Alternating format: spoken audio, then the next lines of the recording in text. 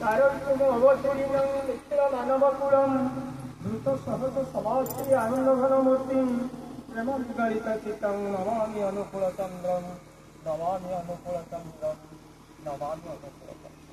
परमाराध्या जगज्जनन शिशु बड़म्मा परम पूज्य पाठ श्री बड़दांकर आतुल चरण भक्तिपूत विनम्रपण निवेदन करुच्ची। परम पूज्य पाठ श्री आचार्य देव श्री चरण अनंत कोटि प्रणाम। पूजनीय अभिन्न तथा इष्ट परिवार प्रति प्रत्येक श्रीचरण कोटि कोटि प्रणाम जनाए। आज सरस सुंदर मनोरम संध्यारे एक अंतार मौजारे आमर इष्ट प्राण सनातन भाई बासभवन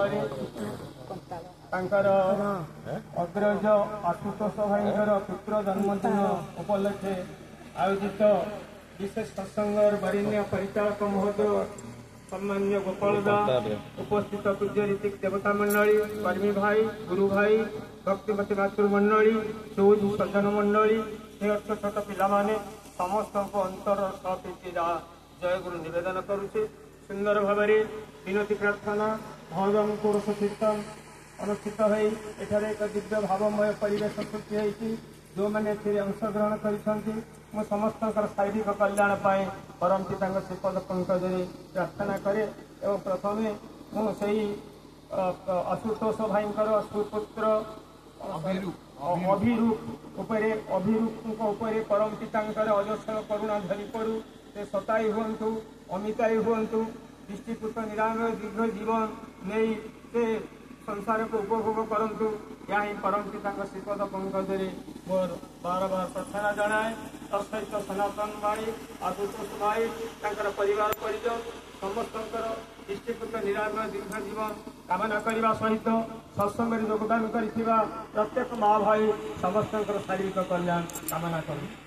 जहो स्वल्प समय कह दादा मैंने अच्छा आज आपण ये पुत्र जन्मदिन उपलक्षे 16 वर्ष पूर्ति उपलक्षे आज ये सत्संग अनुष्ठित होती। ठाकुर कहले पुत्र शब्दटा आसी पुष धातु पुत्र शब्द आसी पुष धातु पुष धातुर अर्थ हूँ पालन पोषण वर्धन मुखर करवा। जे मनुष्य जीवन को पालन पोषण वर्धन मुखर करे से पुत्र से पूत नामक नरकरू उद्धार करे बोली से पुत्र से आत्मारू जात बोली आत्मज बोली कह जाए। तेणु कहुई पुत्र आत्मा मनुष्य परम प्रेम ठाकुर सेदिन कहते परिवार समाज और राष्ट्र मूलभित्ति हूँ सुप्रजन। परिवार समाज और राष्ट्र मूलभित्ति हूँ सुप्रजन। यह अवज्ञा कर जहाँ भी करना कहीं व्यर्थता और अटहास्य छड़ा आउ कि नुहे। तेणु सुप्रजनन उपरे ठाकुर गुरुत्व देइछन्ति। ठाकुर कहले देवी सूक्त ठाकुर कहले नारीत्व सार्थक समृद्ध हो उठे सतीत्व आ मातृत्व सार्थक हो उठे सुसंततिर प्रसूतित्व।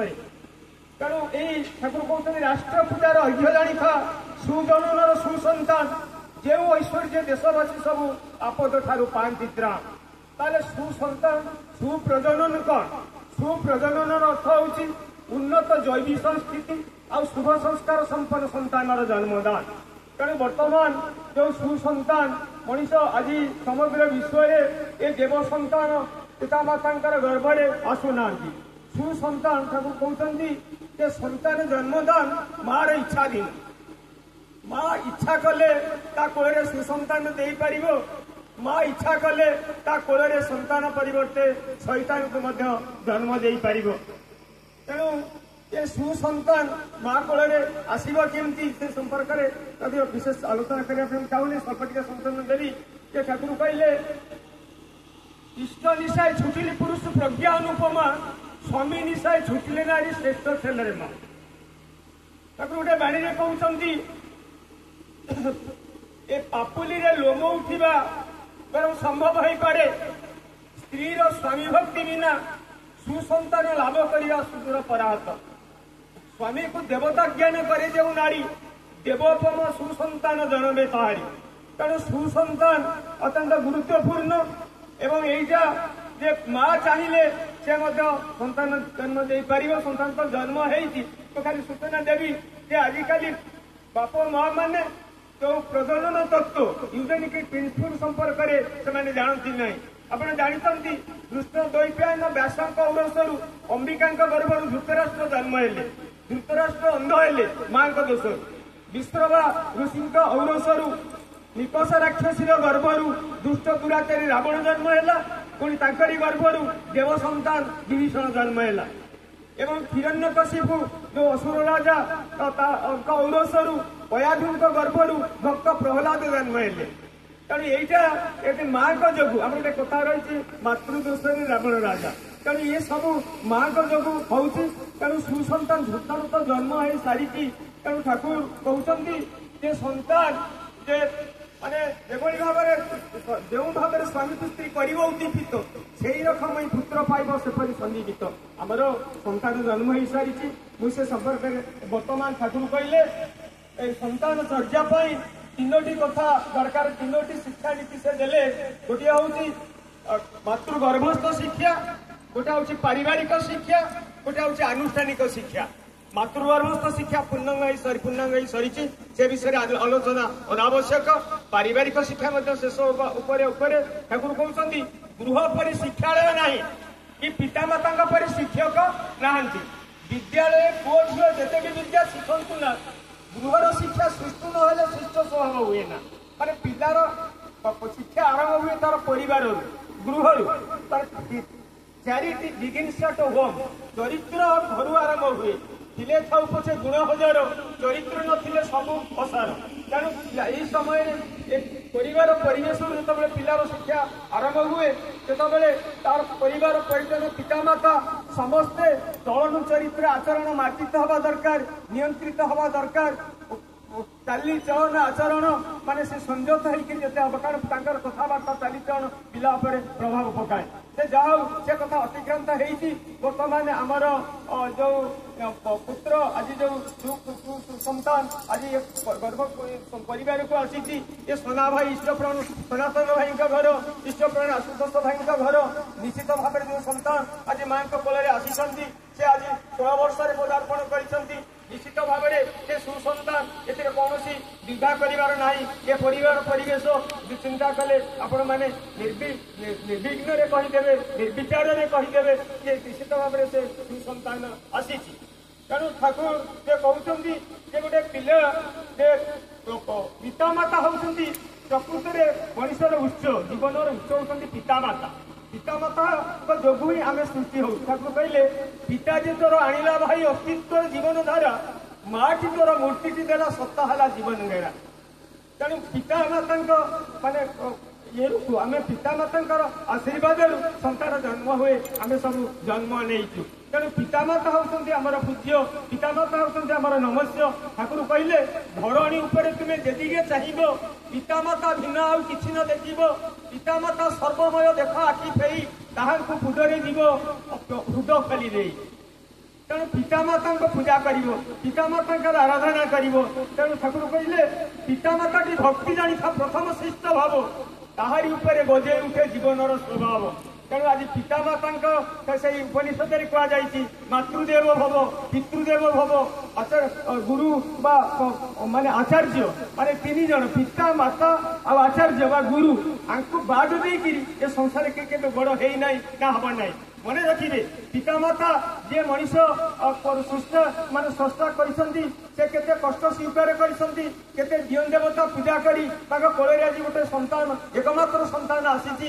କେତେ ଦିଅଁ ଦେବତା ପୂଜା କରି କେତେ କଷ୍ଟ ତ୍ୟାଗ କରିକିରି ସେ ଆଜି ସନ୍ତାନକୁ ଜନ୍ମ ଦେଇଛନ୍ତି। ତେଣୁ ଆଜି ଯୋଉ ବାବୁ ଅଭିରୂପ ସେ ତ ଖୁବ୍ ବଡ ହେଇଗଲେଣି, ମୁଣ୍ଡକୁ ହାତ ପାଇଲାଣି। ସେ ଜାଣିଛନ୍ତି ପିତାମାତା କେତେ ଗୁରୁତ୍ୱପୂର୍ଣ୍ଣ ଆମ ଜୀବନରେ। ତେଣୁ ପିତାମାତାଙ୍କୁ ଭକ୍ତି କରିବା, ତେଣୁ ତାଙ୍କର ସେବା ଶୁଶ୍ରୂଷା କରିବା, ତାଙ୍କର ଆଜ୍ଞା ପାଳନ କରିବା।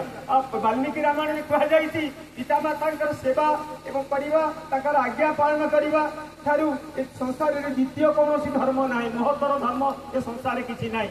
ଆପଣ ଜାଣିଥିବେ ପିତୃ ଆଜ୍ଞା ପାଳନ କରି ରାମଚନ୍ଦ୍ର 14 ବର୍ଷ ବନବାସ କରିଥିଲେ, ନଚିକେତା ସ୍ୱଦେହରେ ଜମାଳୟ ଯାତ୍ରା କରିଥିଲେ। ଶ୍ରବଣ କୁମାର ତାଙ୍କର ବୃଦ୍ଧ ପିତାମାତାଙ୍କୁ ଭାରରେ ବହନ କରି ତୀର୍ଥାଟନରେ ଯାଇଥିଲେ। ଏବଂ ଆପଣ ଜାଣିଛନ୍ତି ସେଇ ପରଶୁରାମଙ୍କର ମାତା ଯେ ରେଣୁକା, पितांकर से जो पूर्व निर्देश परशुराम जन्मदात्री माँ शिरोच्छेदन करने जघन्य काम करने पछे जाई नथिले। पिता आज्ञा पालन करवा जे केते पुत्र पक्षरे सर्वाधिक प्रथम कर्तव्य आपण माने जानिबे पिता माने आज्ञा। कारण पिता माता ठारू माने संसार में कई बड़ नहांती। कह जाए जो लोक आखि बंद करी मंदिर अंधकार भितर भगवान को दर्शन करे किंतु खोला आखिरे आतजात होता जीवंत भगवान को दर्शन कर पारे ना से कदापि भगवान को देखी पारे ना। से जीवंत भगवान किए ना आज आमर जो पितामाता सब रही। कारण पिता ठाकुर जीवन कथा जदि आम आलोचना करवा ठाकुर किभली भाव में पितृमातृ भक्त थे माने पिता आदेश कंठाए कंठाए पालन करुले। ठाकुर कहते आप देखिं जो ठाकुर छोट होते 5 वर्षर शिशु अनुकूल माँ जो माता मनमोहिनी जो पद्मा नदी को स्नान करने को जाते कलसी धरी स्नान सारी जो गोटे छोट कलसी पानी भरिक आसती छोट शिशु अनुकूल कहले माँ कौन के कष्ट हम माँ कौन तुम पानी कलसी नहीं पार तेणु से कुंड जो कलसी को निजे अनुकूल मुठारे धारण कर माँ का आगे आगे आसुले माँ पछे पछे आसुले। तो से बालक अनुकूल स्कूल फेरुंट पिता औषध ना पिता से शिवचंद्र चक्रवर्ती असुस्थ तेणु माता मनमोहन देवी कहले बाबू आज तो बाबा औषध ना कौन करा मुझी से अफिया बहीपत्र थोई से सुदीर्घ पथ पावना सहर को यात्रा करुले डंगारे पिता औषध आनी देउथिले दिने डंगारे छताटा हजेदेले माँ व्यस्त हो पड़े विरक्त प्रकाश कले बुझे कहते माँ तमें व्यस्त हुआ ना मोर आ छतार आवश्यकता पड़ो ना। माँ एभली भाव में आर्थिक अनटन चक्रवर्ती परिवार सब पिता औषध किनापी पैसा नाला खावाई किसी घरे नाला। माँ 7 लुगा चिरा लुगा माता मनमोहन देवी परिधान करते बाहर को लाजरे बाहरी पाड़ू नथिले। से ठाकुर माँ जो व्यस्त हो पड़े घर केमती चलो पिता औषध माने किना तो निहाती दरकार आम न खाइले चलो औषध तो निहाती दरकार कारण कौन करा छोट अनुकूल माँ को सांत्वना देउछंती माँ को बुझाउछंती माँ तुम्हें चिंता करो ना तुम्हें व्यस्त हुओ ना तुम्हें मुढ़ी भाजी दियो मु पावना सहर में घर घर बुली द्वार द्वार बुली मु मुढ़ी बिक्री करी ढेर लोक खाइबे ढेर पैसा मिलिबो एवं से पितांकर औषध किनिबा चलीज आपण व्यस्त हतो नहीं। कांदी कांदी माँ अनुकूल को कुंडे पकाउछंती आपण जानिछंती परम पूज्य पार्श्व श्री बड़ोदा से किभली भाव में पितांक पाखरे काया संगे छाया परि रही ठाकुर आदेश निर्देश पालन करुले। थारे ठाकुर आदेश देइछंती बड़ोदा को आसीबा पाई बड़ोदा दाढ़ी काटुले अधा दाढ़ी कटा होती ठाकुर पाखे पहुंची गले ठाकुर देखिए आश्चर्य होगले कहले अरे तू ये संपूर्ण भाव में दाढ़ीटा काटिक आसी पारत मोर से किसी गुरुतर कथा नाला ये कथा हाँपाई आसी तेणु तर आज्ञा केते गुरुत्वपूर्ण ये सब तेणु मु विशेष कहूना दादा मैंने अच्छा तेणु आम पिता माता सेवा शुश्रूषा करवा आज्ञा पालन करवा। तेणु आज ये परिवार सुख शांति आनंद हसी उठब जो पिलार बयस हो जाऊँगी ठाकुर कहले दीक्षा नहीं शिक्षा धर आचार्य परिषद आचरणी बोध चयने ज्ञानर सागर हो ना पार। तेणु आज जो आमर अभिरूप आज आसी सब बुझीपे पिता माता मन रखिए आज जो समाज में कौन हो पिला माने जो आज पाठ साठ पढ़ी माँ मैंने बापा माता को बड़ करदे से पिता माता को पचारू ना आज जरा निवास होती आश्रय स्थल आखि लुह बहुत पुओ बहु अत्याचार कर पिता माता शुद्धि क्रिया को शुद्धि घर को फरे नेरु पुओ बहु आसी पारु ना बापा माँ पर लंड हाँवाई से उचित मन करूना। तेणु आज ये सभ्यता कौटी आसी पहुंची तेणु से मुझे आज आम सतर्क करदेवार कथा अच्छी मन रख पिता माता आखि जदि बुंदाए रक्त लुह बोए से लुह नुहे से रक्त तुमको छारखार करदेव तुमको सर्वनाश करदेव तुमको 3 फुटे रखेदेव ना। तेणु प्रथम होती पिता माता तापर आउ जे किसी ठाकुर आज कहले मो जीवन में बड़ होती पिता माता आज्ञा पालन कर आदेश निर्देश पालन करी मोर माता मुह कला पड़ गले ये सारा संसार का मत अंधार देखा जाए। तेणु माँ को हस फुटेगा ठाकुर कहले मातृभक्ति अतुट से हुए कृति पुअर श्रद्धा माँ उपरे झीर श्रद्धा बापे एपरी जो पुओ झील नष्ट हुए ना चापे तेणु आसतु आज आम आज अभिरू से आज यही जो ठाकुर श्री जो कथा कहते से बाणी आज उद्देश्य में कहूँ ठाकुर कहले इष्ट भरण पितृपोषण परिस्थितिर उन्नयन यह नक जहाँ कहना अधपात्र चोर चलन पुनर्बार से अभिरूपर इष्टिपुत निरामय दीर्घ जीवन परम पिता श्रीपद पंकजरे निवेदन करी वक्तव्य शेष करुच्ची वंदे पुरुषोत्तम।